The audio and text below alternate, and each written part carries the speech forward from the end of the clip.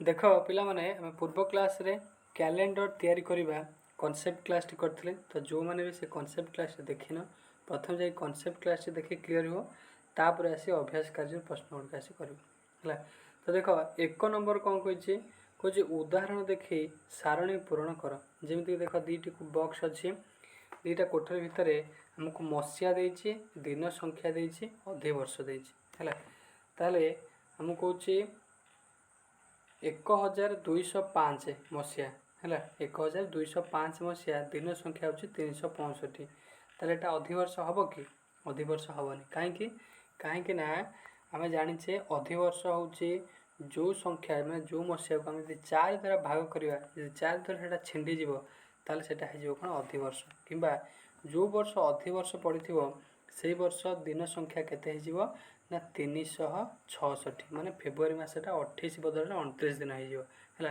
सेटा कौन पड़ो ना अधिवर्ष पड़ो तेणुक 1205 मसीहा 365 दिन तार एटा 66 दिन नुहे तेणुक अधिवर्ष हम ना बुझिपार ना तो ये कौन कर ये दुटा कोठरी के पूरण कर जोटा अधिवर्ष पड़ी कौन कर ठीक चिन्ह मार दिन संख्या लिख 1208 कौन कर 4 द्वारा भाग कर जदि 4 द्वारा भाग होगा ता अर्थ सेटा हूँ से वर्षर दिन संख्या के 366 ना 365 लिख बुझिपारा ना बुझिपारा नहीं तो ये दुईटा बक्स को कौन कर पूरण कर 2 नंबर कौन चलित वर्ष कैलेंडर देखी खाली स्थान में संक्षेप तारीख लिख तुम कौन कर घरे कैलेंडर थी तुमको जमी कॉन्सेप्ट क्लास कैलेंडर देखी से 2024 मसीहार कैलेंडर बाहर कर ये जो सब प्रश्न लिखाई प्रश्न गोटे लेखा उत्तर लिख है जमी कही डिसेम्बर मासर शेष रविवार कौ दिन पड़ो ताको लिख केते तारीख पड़ू लिख है आगे सब कौन कर कैलेंडर देखी पूरण कर देख 3 नंबर कौन केते तारीख हेब संक्षेप तारीख लिखि खाली घर पूरण कर जमी क नंबर कहला 2010 मसीहा जून मास 28 तारीख 5 दिन पर ताले जून मसटा के 30 मास ताले 28 5 दिन 28 पर आसो के 29 तापर आसो 30 जून मास सरीगला तापर आसो जुलाई ये है 2 दिन पड़ेगा 29 30 जुलाई 1 2 3 ताले जुलाई 3 तारीख पड़ो 5 दिन पर बुझिपारा ना से भाव में 2010 मसीहा मार्च 10 तारीख 3 दिन पूर्वर माने 10 तारीख अच्छे 3 दिन पूर्वर 9 8 7 तारीख पड़ो मार्च 7 तारीख पड़ो है ये कौन कर ये नंबर को पूरण कर 4 नंबर कही तल तारीख मान मध्य क्यों तारीख गुड़िक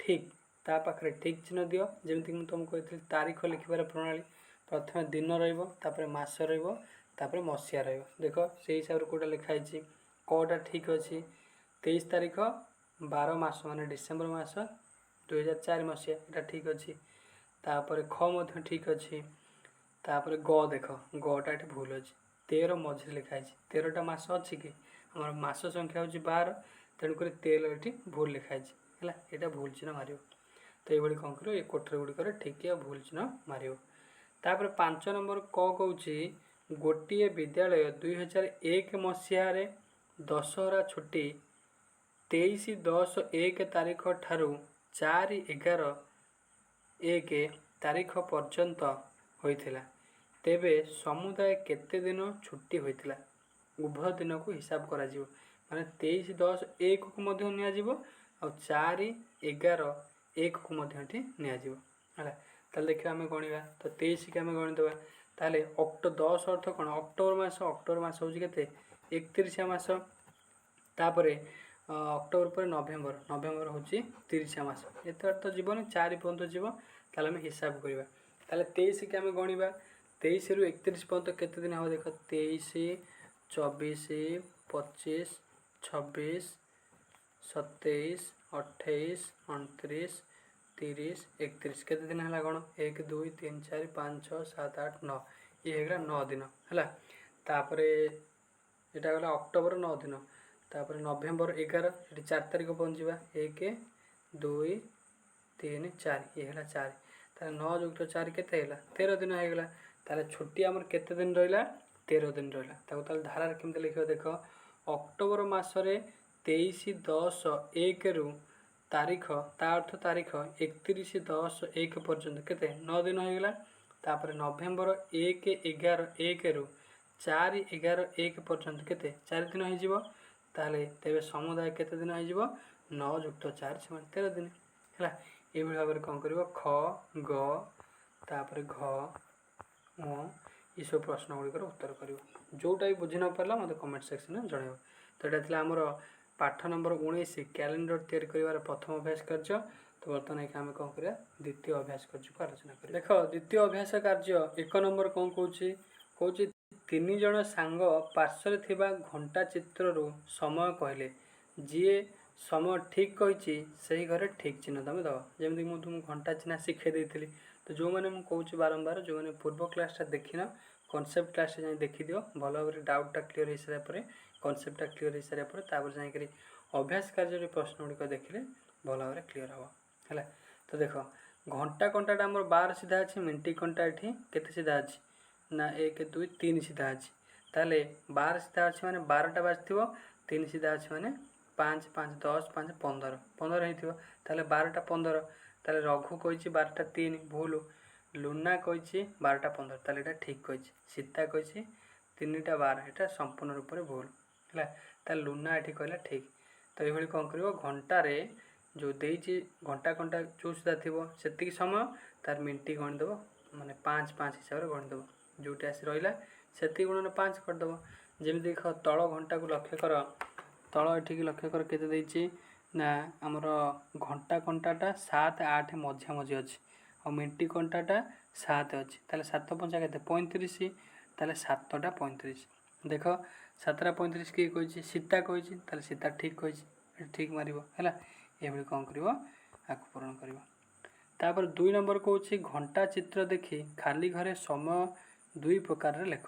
ଆମେ କ'ଣ କରିବା ସେଠି ଆମେ ଘଣ୍ଟାରେ ଦେଇଥିଲା କିଏ ଠିକ୍ କହୁଛି ଭୁଲ କହୁଛି ଆମେ ସେଇଟା ଜାଣିପାରିଲେ। ତ ଏଠି କ'ଣ କରିବା ଘଣ୍ଟାରେ ଆମର ଘଣ୍ଟା ଘଣ୍ଟା ମିନିଟ୍ ଘଣ୍ଟା ଦେଇଛି କେଉଁ ଜାଗାରେ ଅଛି ଆମକୁ 2 ପ୍ରକାର ଏଠି ସମୟକୁ ସୂଚିତ କରିବାକୁ ପଡ଼ିବ। ଦେଖ ଯେମିତିକି ଘଣ୍ଟା କଣ୍ଟାଟା 3 4 ମାନେ 4ର ପାଖାପାଖି ଅଛି ମାନେ 3 4 ମଝିରେ ଅଛି ହେଲା। ତେଣୁକରି 3ଟା ମିନିଟ୍ ଘଣ୍ଟାଟା 9 ପାଖରେ ଅଛି। ତାହେଲେ 9 × 5 ହେଉଛି 45। 3ଟା 45 ହେଇପାରିବ 3ଟା 45 ମିନିଟ୍ କିମ୍ବା 4ଟା ବାଜିବାକୁ ଆଉ କେତେ ସମୟ ବାକି ଅଛି 5 5 10 5 15 ମିନିଟ୍। ତାହେଲେ 4ଟା ବାଜିବାକୁ 15 ମିନିଟ୍ ବାକି ଅଛି ଏମିତି ମଧ୍ୟ ଲେଖିପାରିବ। ସେଇଭଳି ଦେଖ ଦ୍ୱିତୀୟ ଚିତ୍ରକୁ ଲକ୍ଷ୍ୟ କର। ଘଣ୍ଟା କଣ୍ଟାଟା 6 7 ମଝାମଝି ଅଛି। ତାହେଲେ 6ଟା ବାଜି ମିନିଟ୍ କଣ୍ଟାଟା 8 ପାଖରେ ଅଛି ତାହେଲେ 8 5 40 6ଟା 40 ହେଇଛି ଏମିତି ଲେଖିପାରିବ। କିମ୍ବା 7ଟା ବାଜିବାକୁ ଆଉ କେତେ ମିନିଟ୍ ବାକି ଅଛି 20 ମିନିଟ୍ ବାକି ଅଛି ଏମିତି ମଧ୍ୟ ଲେଖିପାରିବ ହେଲା। ଏଭଳି କ'ଣ କରିବ ଆକୁ ପୂରଣ କରିବ ହେଲା। ତାପରେ ଦେଖ 3 ନମ୍ବର କ'ଣ କହୁଛି ପ୍ରତ୍ୟେକ ଘଣ୍ଟା ତଳେ ଲେଖାଯାଇଥିବା ସମୟ ଦେଖି ଘଣ୍ଟାରେ ଘଣ୍ଟା କଣ୍ଟା ଓ ମିନିଟ୍ କଣ୍ଟାକୁ ଆଣି ଦେଖାଅ ହେଲା। ଆମକୁ କ'ଣ କଲା ଏଠି ସମୟ ଲେଖିଦେଲା ଆମକୁ ଘଣ୍ଟା କଣ୍ଟା ମିନିଟ୍ କଣ୍ଟାକୁ ଦେଖିବାକୁ ପଡ଼ିବ। ଯେମିତିକି 9ଟା 40 ହେଇଛି ତାହେଲେ ଘଣ୍ଟା କଣ୍ଟାଟା କେଉଁଠି ରହିବ ନା 9 10 ମଝାମଝି ମାନେ ଅଧିକା ପାଖାପାଖି ପଳେଇବ 10 ପାଖାପାଖି ପଳେଇବ ହେଲା। ମିନିଟ୍ କଣ୍ଟାଟା ଆସି କେଉଁଠି ରହିବ ନା 40 ଅଛି ମାନେ 8 ପାଖରେ ଆସି ରହିବ। ବୁଝିପାରିଲା ନାହିଁ। ତ ଏଇଭଳି କ'ଣ କରିବ ଆକୁ ଘଣ୍ଟାକୁ ସୂଚିତ କରିବ ହେଲା। ତ ଏଇଟା ଥିଲା ଆମର ଅଭ୍ୟାସ କାର୍ଯ୍ୟ 2। ତ ବର୍ତ୍ତମାନ ଏଠି ଆମେ ଅଭ୍ୟାସ କାର୍ଯ୍ୟ 3 କି ଆଲୋଚନା କରିବା। ଦେଖ ପିଲାମାନେ ପାଠ ନମ୍ବର 19 କ୍ୟାଲେଣ୍ଡର ତିଆରି କରିବାର ଅଭ୍ୟାସ କାର୍ଯ୍ୟ 3। 1 ନମ୍ବର କହୁଛି ଯୋଗ କର। ଘଣ୍ଟାକୁ ଘଣ୍ଟା ସହିତ ଯୋଗ କରିବ ମିନିଟ୍କୁ ମିନିଟ୍ ସହିତ ଯୋଗ କରିବ। ଯେମିତି ଦେଖ ମିନିଟ୍କୁ ମିନିଟ୍ ସହିତ ଯୋଗ କରିବା 2 5 ହେଉଛି କେତେ 7 ଆଉ 3 2 ହେଉଛି 5 ମାନେ 57 ହେଇଗଲା। ତାପରେ ଘଣ୍ଟା ହେବ କେତେ 5 6 11 ତାହେଲେ 11 ଘଣ୍ଟା 57 ମିନିଟ୍ ହେଲା। ଏଇଟା କରିଦେଲ। ତାପରେ ଖ ଦେଖ ଏପଟେ ଦେଖ ମିନିଟ୍ ଅଛି 45 ମିନିଟ୍ 40 ମିନିଟ୍ 85 ମିନିଟ୍ ହେଇଯାଉଛି। ତ ଆମେ ଜାଣିଛେ 1 ଘଣ୍ଟା ସମାନେ 60 60 ଉପରକୁ ଯାଇପାରିବନି। ତାପରେ ଏପଟେ ଦେଖ 3 ଘଣ୍ଟା 7 ଘଣ୍ଟା 10 ଘଣ୍ଟା ହେଇଯାଉଛି। ତାହେଲେ 85କୁ ଆମେ କ'ଣ କରିବା ଭାଙ୍ଗିଦେବା। ପ୍ରଥମେ 60 କରିଦେବା ଆଉ କେତେ ବଞ୍ଚୁଛି 25 ବଞ୍ଚୁଛି। ତାହେଲେ 60 ସମାନ କେତେ ହେଇଯିବ 1 ଘଣ୍ଟା। ତାହେଲେ 10ରେ ନେଇକରି 1 ଘଣ୍ଟା ମିଶାଇ ଦେବ 11 ଘଣ୍ଟା ହେଇଯିବ। 11 ଘଣ୍ଟା 25 ମିନିଟ୍ ହେଲା। ଏଇଭଳି ଭାବରେ କ'ଣ କରିବ ଭାଙ୍ଗିକିରି ଲେଖିବ। 2 ନମ୍ବର ମଧ୍ୟ ସେୟା ଯୋଗଫଳ ନିର୍ଣ୍ଣୟ କରିବ। 3 ଘଣ୍ଟା 35 ମିନିଟ୍ରେ 5 ଘଣ୍ଟା 47 ମିନିଟ୍ ମିଶାଇବ। ସବୁବେଳେ ପାଇଁ ମନେ ରଖିବ 60 ଉପରକୁ ପଳେଇବ ମାନେ ସେ 60କୁ 1 ମାରିବ ମାନେ 1 ଘଣ୍ଟା ମାନେ ଏତିକି ମନେ ରଖିଲେ ହେଇଯିବ। ତାପରେ 3 ନମ୍ବର କହୁଛି ମଧୁ ମଧୁ ଘରେ ପ୍ରତିଦିନ ସକାଳେ 40 ମିନିଟ୍ ପାଠ ପଢ଼େ ହେଲା, ସନ୍ଧ୍ୟାରେ 1 ଘଣ୍ଟା 30 ମିନିଟ୍ ପଢ଼େ ପୁଣି ପଢ଼ିବ।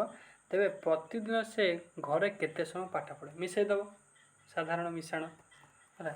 ତାପରେ 4 ନମ୍ବର କହୁଛି ଦିନେ ବିଦ୍ୟାଳୟରେ 3 ଘଣ୍ଟା 45 ମିନିଟ୍ ପାଠ ପଢ଼ା ହେଲା, 1 ଘଣ୍ଟା 15 ମିନିଟ୍ ଖେଳ ହେଲା, 30 ମିନିଟ୍ ବଗିଚାରେ କାମ ହେଲା। ତେବେ ବିଦ୍ୟାଳୟରେ ସେଦିନ କେତେ ସମୟ କାମ ହେଲା? ହେଲା, ତାହେଲେ କ'ଣ କରିବ? ଟୋଟାଲ୍ ସମୟକୁ ମିଶାଇ ଦେବ। ମିଶାଇ ଦେଲେ ଆମର କାମ ହେଲା ଟୋଟାଲ୍ କେତେ, ବିଦ୍ୟାଳୟରେ କେତେ ସମୟ କାମ ହେଲା ଆମେ ସବୁ ବାହାର କରିପାରିବା ହେଲା। ତାପରେ ଦେଖ 5 ନମ୍ବର କହୁଛି ବସ୍ରେ ବ୍ରହ୍ମଗିରି ଠାରୁ ସାତପଡ଼ା ଯିବା ପାଇଁ 1 ଘଣ୍ଟା 15 ମିନିଟ୍ ସମୟ ଲାଗେ। ପୁରୀରୁ ବ୍ରହ୍ମଗିରି ଯିବା ପାଇଁ 55 ମିନିଟ୍ ସମୟ ଲାଗେ। ପୁରୀରୁ କୋଣାର୍କ ଯିବା ପାଇଁ 1 ଘଣ୍ଟା 25 ମିନିଟ୍ ସମୟ ଲାଗେ। ତେବେ କୋଣାର୍କରୁ ପୁରୀ ଓ ବ୍ରହ୍ମଗିରି ଦେଇ ସାତପଡ଼ା ଯିବା ପାଇଁ କେତେ ସମୟ ଲାଗିବ? ତାହେଲେ 3ଟା ସମୟକୁ ମିଶାଇ ଦେବ। ମିଶାଇ ଦେଲେ ଆମର ସବୁ ଜାଣିପାରିବା ହେଲା। ତାପରେ 6 ନମ୍ବର କହୁଛି ଆମ ଗାଁରେ ଦିନେ ସକାଳ 9ଟାରେ କ୍ରିକେଟ୍ ଖେଳ ଆରମ୍ଭ ହୋଇ, ସକାଳ 9ଟାରେ ଆରମ୍ଭ ହେଲା, ମନେ ରଖିବ, 9ଟାରୁ ଆରମ୍ଭ ହୋଇ 12ଟା 30 ମିନିଟ୍ ପର୍ଯ୍ୟନ୍ତ ଚାଲିଲା। ତାହେଲେ 9ଟାରୁ ଆରମ୍ଭ ହୋଇ 12ଟା 30 ମିନିଟ୍ ପର୍ଯ୍ୟନ୍ତ ଚାଲିଲା। ତାହେଲେ କେତେ ସମୟ ଚାଲିଲା ଏଠି? 9 3 ମାନେ 3 ଘଣ୍ଟା 30 ମିନିଟ୍ ଚାଲିଲା ପ୍ରଥମ 1। ତାପରେ 2 କହୁଛି ଏହାପରେ 45 ମିନିଟ୍ ମଧ୍ୟାହ୍ନ ଭୋଜନ ପାଇଁ ଖେଳ ବନ୍ଦ ରହି ପୁଣି 4ଟା 55 ମିନିଟ୍ରେ ଖେଳ ଶେଷ ହେଲା। ତାହେଲେ 12ଟା 30ରେ ଆମେ 45 ମିନିଟ୍ ମିଶାଇବା, ତାହେଲେ ଖେଳ କେତେବେଳେ ପୁଣି ଷ୍ଟାର୍ଟ ହେଲା? 4ଟା 55 ମିନିଟ୍ରେ ତ ଶେଷ ହୋଇଛି, କେତେବେଳେ ପୁଣି ଷ୍ଟାର୍ଟ ହେଲା? ପିଲା ପୁଣି ଖାଇସାରିଲା ପରେ ଖେଳିବେ। ତାହେଲେ 12ଟା 30ରେ ଆମେ 45 ମିନିଟ୍ ମିଶାଇ ଦେବା, କେତେ ହେଉଛି ଦେଖିବା। ତାହେଲେ ମିନିଟ୍କି ମିନିଟ୍ ମିଶାଇ ଦେବା, 5କୁ 5, ଇଏ ହେଲା 4 3 7, ଇଏ ହେଲା 12। ତାହେଲେ 75 ମିନିଟ୍ ହେଇଯାଉଛି। ଆଉ କ'ଣ କରିବା? 60ରେ ଭାଙ୍ଗିଦେବା, 60 ଯୁକ୍ତ 15 ହେଲା। ତାହେଲେ ଇଏ 60 ହେଲା, 1 ଘଣ୍ଟା ହେଇଯିବ। ତାହେଲେ 12 ଇଏ ହେଇଯିବ କ'ଣ? 13 ହେଇଯାଉଛି। ତାହେଲେ 1 ହେଇଯିବ, ଗୋଟିଏ ଘଣ୍ଟାକୁ ପାସ୍ କରିଗଲା। ତାହେଲେ ଇଏ ହେଇଯିବ କେତେ? 1:15 ମିନିଟ୍ରେ ଆମର ଖେଳ ଆରମ୍ଭ ହେଲା। ବୁଝିପାରିଲା ନାହିଁ? 1:15 ମିନିଟ୍ରେ ଖେଳ ଆରମ୍ଭ ହେଲା। ତାହେଲେ 1:15 ମିନିଟ୍ରେ ଆରମ୍ଭ ହୋଇ ସରିଲା କେତେବେଳେ? 4ଟା 55 ମିନିଟ୍ରେ ସରିଲା। ତାହେଲେ କେତେ ସମୟ ଖେଳ ହେଲା ଦେଖିବା। ତାହେଲେ ଆମେ କ'ଣ କରିବା? 1:15ରୁ 2ଟା ପର୍ଯ୍ୟନ୍ତ କେତେ ସମୟ ହେବ? 45 ମିନିଟ୍ ଯୁକ୍ତ କରିବା। ତାପରେ 2ଟାରୁ 3ଟା ସିଏ ହେଲା ଘଣ୍ଟାଏ, ସେଠୁ 3ଟାରୁ 4ଟା ସିଏ ହେଲା ଘଣ୍ଟାଏ, ତାପରେ 55 ମିନିଟ୍ ମିଶାଇ ଦେଉ, କେତେ ହେଉଛି? ଇଏ ହେଲା 1 1 2 ଘଣ୍ଟା ଯୁକ୍ତ 45 ଯୁକ୍ତ 55 କେତେ ସମୟ ହେଉଛି ଦେଖ? 5 5 0 10, 5 9 1 10, 100 ଘଣ୍ଟା 100 ମିନିଟ୍ ହେଇଯାଉଛି। 100 ମିନିଟ୍କୁ ଆମେ କ'ଣ କରିବା? 60ରେ ଭାଙ୍ଗିଦେବା, 60 ଯୁକ୍ତ 40, 60 ହେଇଗଲେ 1 ଘଣ୍ଟା ହେଇଯିବ। ତାହେଲେ 2 1 ହେଇଗଲା 3 ଘଣ୍ଟା 40 ମିନିଟ୍। ତାପରେ ଇଏ ଦ୍ୱିପହର ବେଳା କେତେ ଖେଳ ହେଲା? 3 ଘଣ୍ଟା 40 ମିନିଟ୍ ଖେଳ ହେଲା। ପ୍ରଥମେ ସକାଳ ବେଳେ 3 ଘଣ୍ଟା 30, ତାପରେ ଏବେ ହେଲା 3 ଘଣ୍ଟା 40। ତାହେଲେ ମୋଟ କେତେ ସମୟ ଖେଳ ହେଲା? 3 3 6 ଘଣ୍ଟା 70 ମିନିଟ୍। 70 ପଳେଇ ଆସିଲା, ଆମେ 60କୁ ଟପିଗଲା। ତାହେଲେ 60 କରିଦେବା, 60 ଯୁକ୍ତ 10, ତାହେଲେ 60 ହେଇଗଲେ 1 ଘଣ୍ଟା ହେଇଯିବ। 6 1 7 ଘଣ୍ଟା 10 ମିନିଟ୍ ମୋଟ ରୂପରେ ଖେଳ ହେଲା। ବୁଝିପାରିଲ ନାହିଁ କେମିତି କ'ଣ ହିସାବ ହେଉଛି? ତ ଏଇଭଳି କ'ଣ କରିବ? ହିସାବ କରିବ ହେଲା। ତ ଏଇଟା ଥିଲା ଆମର ଅଭ୍ୟାସ କାର୍ଯ୍ୟ 3। ତ ବର୍ତ୍ତମାନ ଏଠି ଆମେ ଅଭ୍ୟାସ କାର୍ଯ୍ୟ 4କୁ ଆଲୋଚନା କରିବା। ଦେଖ ଅଭ୍ୟାସ କାର୍ଯ୍ୟ 4। ତ ଅଭ୍ୟାସ କାର୍ଯ୍ୟ 4କୁ ଆଲୋଚନା କରିବା ପୂର୍ବରୁ ମୁଁ କିଛି ଜିନିଷ ମନେ ପକାଇ ଦେଉଛି, ଭଲ ଭାବରେ ତାକୁ ମନେ ରଖ।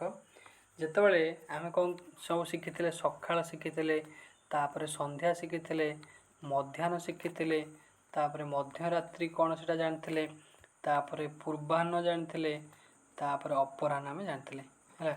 ସକାଳ ସମୟ କ'ଣ? ସକାଳ ହେଉଛି 6ଟାରୁ ଆରମ୍ଭ, 6ଟା ମାନେ, ତାପରେ ସନ୍ଧ୍ୟା ହେଉଛି ସେଇ ମଧ୍ୟ 6ଟା ହେଇପାରିବ। ତାପରେ ମଧ୍ୟାହ୍ନ ହେଇଗଲେ 12ଟା ମାନେ ଦିନ 12ଟା, ତାପରେ ମଧ୍ୟରାତ୍ରି ହେଇଗଲେ ରାତି 12ଟା।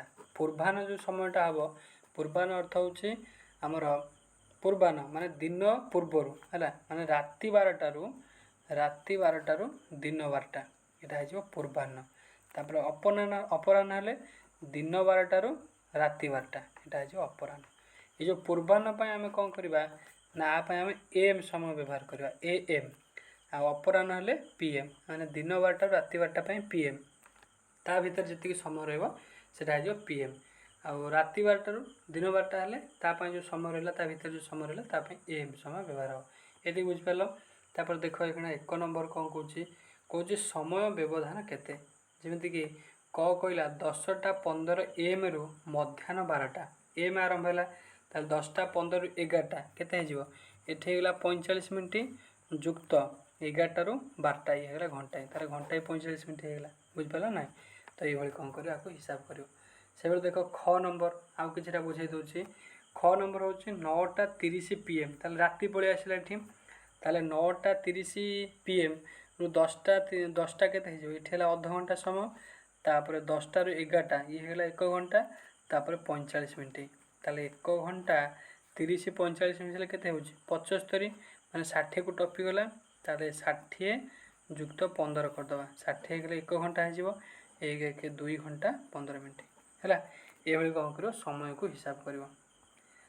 देख आउ गोटे बुझे दूसरी चटा बुझे दूसरी देख च कौच अपराह्न 4 घटिका 4 घंटा 55 मिनट रु परदिन पूर्वाह्न 6 घंटा 25 मिनट अपराह्न कहला माने PM समय दीपर समय पलि आसला ताले 4 घंटा 55 मिनट रु 5टा बाजिया केते समय नब 5 मिनट ये होगा 5 मिनट समय तापर 5टा रु पूरा अपराह्न पूरा परदिन ता परदिन है ता परदिन 6टा 25 मिनट आम 5टा रु 6टा नहीं जावा सी है घंटाए 6टा रु माने संध्या 6टा रु तापर सकाळ 6टा सी हो 12 घंटा समय तापर ये हो 25 मिनट ताले केते समय हिसाब कर ये 5 मिनट ये 25 मिनट केते 30 मिनट होगा ताले 12 ये केते 13 घंटा 30 मिनट होगा बुझिपार ना।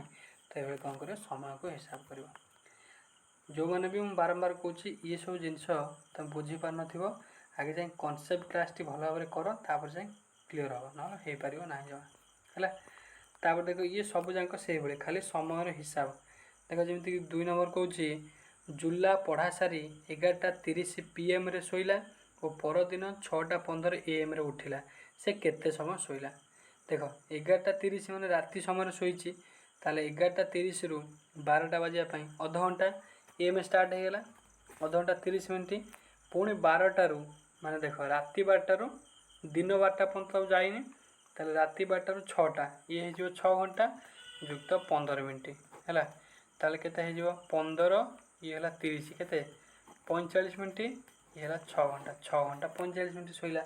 तो ये सब प्रश्न अच्छी ये प्रश्न गुड़ कर तो जो प्रश्न जहाँ भी डाउट हो मत कमेंट सेक्शन में जन।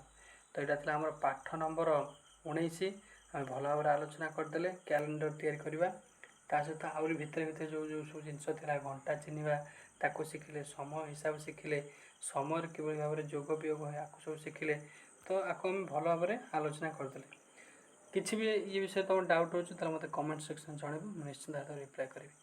धन्यवाद। जय जगन्नाथ।